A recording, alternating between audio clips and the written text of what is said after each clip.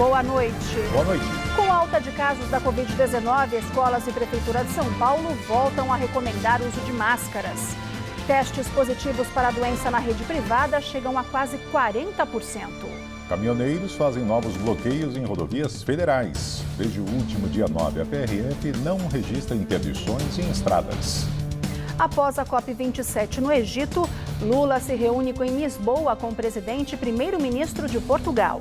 Mercadante confirma ao Ministério da Defesa sob comando de um civil. São cotados para o cargo os ex-titulares da pasta Aldo Rebelo e Nelson Jobim. No Rio Grande do Sul, 6 réus acusados pelo assassinato de João Alberto vão à júri popular. Crime contra homem negro chocou o país e ocorreu numa unidade do Carrefour em novembro de 2020. E no próximo domingo é comemorado o Dia da Consciência Negra. E reportagem especial do JG traz reflexão sobre o racismo. E você vai ver essas e outras notícias no Jornal da Gazeta, que começa agora.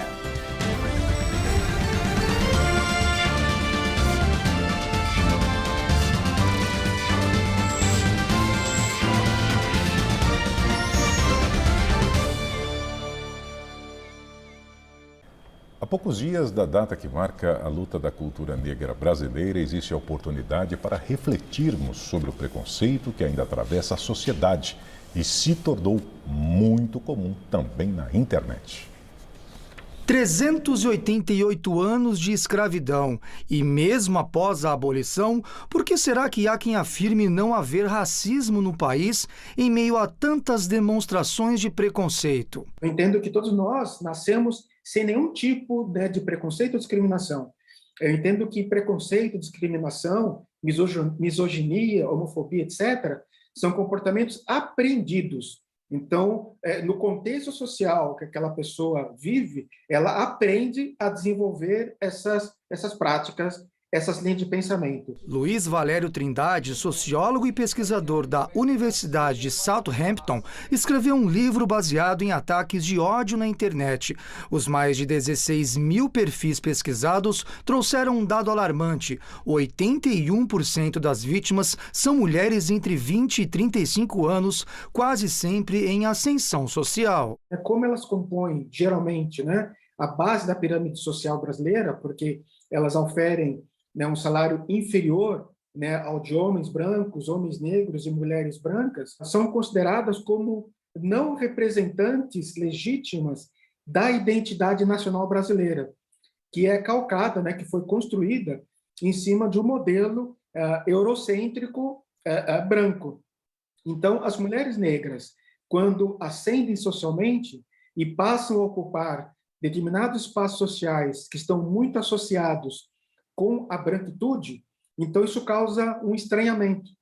Os estudiosos costumam dizer que só é possível combater o racismo no Brasil com medidas que não são imediatas. Uma delas passa pela educação da nova geração, que passaria a ver os ataques de ódio contra os negros como algo não aceitável. Outro caminho seria pelo meio jurídico, mais rigor na punição aos crimes de injúria racial e de racismo propriamente dito.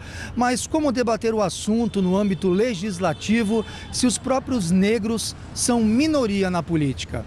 Minoria também nas posições de poder, altos cargos e até chefias intermediárias. Olhar para relações de poder, olhar para esses lugares de privilégio, gestores de RH, empresas, sejam elas na administração pública, na administração, seja na administração privada, há uma predileção que não é falada, de pessoas brancas nesses lugares, e essas pessoas brancas terminam por selecionar pessoas brancas também. A pesquisadora do Observatório da Branquitude, Carol Canegal, ressalta a importância de acertar as contas com a herança de predominância branca e masculina nas elites que comandam o Brasil. Falar sobre branquitude e reivindicar a importância de se olhar para esse sistema é também chamar a responsabilização. Mesmo após a lei que extinguiu a escravidão em 1888, combater o preconceito passa pelo acesso pleno de negros da educação às políticas públicas, igualdade nas oportunidades na largada da corrida da vida. É a gente conseguir levar a reflexão da sociedade do quanto essa sociedade que a gente tanto fala, ela foi construída e pautada pela população negra que hoje tem esse impacto tão negativo. Enfim, as pessoas parecem que receberam uma chancela de liberdade para poder serem racistas. A cultura é uma grande ferramenta para conseguir transformar a sociedade e educar através disso.